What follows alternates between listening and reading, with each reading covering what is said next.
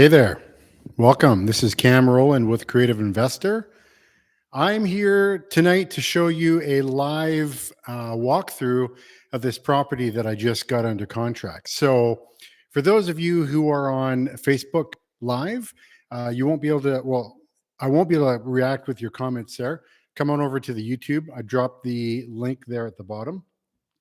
So, what we're going to do tonight is I'm going to talk about how I found this deal and what are all the possible exit strategies? What kind of prospective money am I going to make on this deal? I'm going to give you a walkthrough of the property.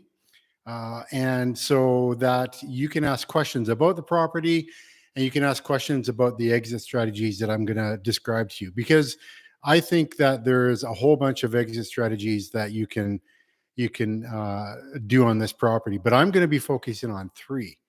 And so can you guess which three that I'm going to focus on? So what are all the potential exit strategies? Well, when I first started real estate investing, I thought that there was really only one way to deal with a rental property.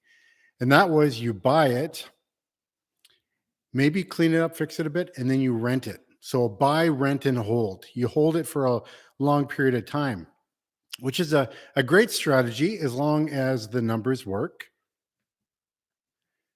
But the problem with that is that the numbers don't always work when you're doing a buy, rent, and hold when you're picking up a property, especially if you're buying it off of the MLS. So my first property that I bought was MLS, and the only thing that I knew how to do was to really just kind of clean it up a bit and then put a renter into it, which is great. But I quickly found out that I got stuck with not being able to make the numbers work. And when I first started out, I didn't really understand at all what it meant by an exit strategy. And then I started hearing people talk about, doing flips or, doing BRRRR or, even a wholesale. And like, okay, what was that? It's like you buy your house at Costco or what do you do? So when I started studying and realizing that there's all these different exit strategies, then my mind started to open up and I started to realize all the possibilities. And actually, a whole bunch of the properties that I looked at that didn't work for me, they could have worked if I did a different exit strategy. So I'm going to talk about those exit strategies tonight. And hang on a second. I think there's someone at the door. Hang on.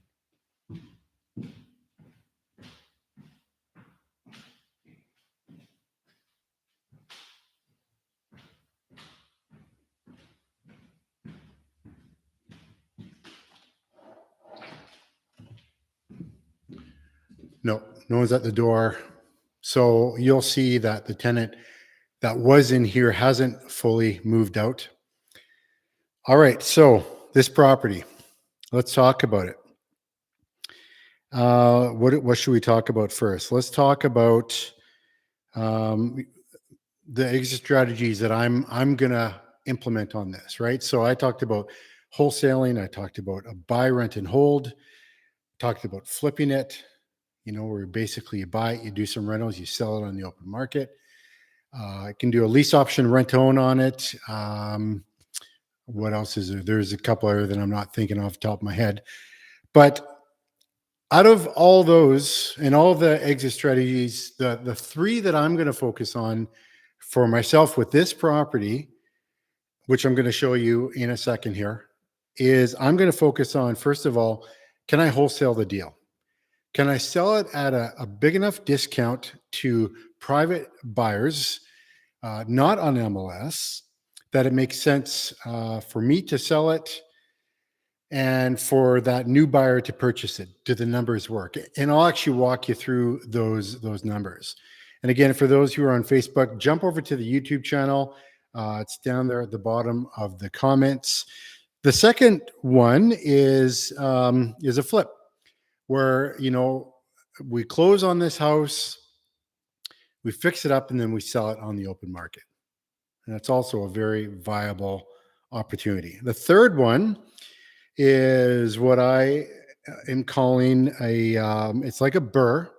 So those of you new, BRRRRs are where you buy a property, you renovate it, you rent it, you refinance it, and then you repeat, right? So basically what you're doing there is you're buying a property, you're adding tons of value, you get a great tenant in there for, a long-term lease if you can, and then you refinance the deal and you pull your capital out that you put in for the renovations.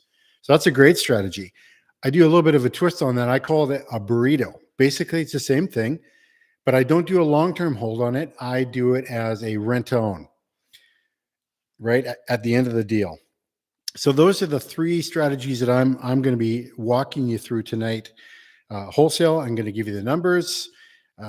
Fix and flip, and the burrito, where basically I'll take this property, we'll do some work to it, we'll add value to it, we'll put a renting client into it, and this last one I'm telling you about, the burrito, is it's hard for me not just to go straight there, because essentially I'm able to set that up as a no money down deal, and I'll share with you later how I would set this up as a no money down deal.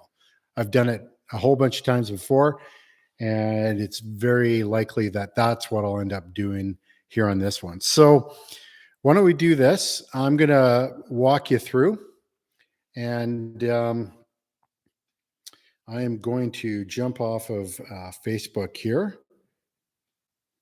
Thanks for those who joined. Okay. So what I'm going to do is I'm going to change my microphone here.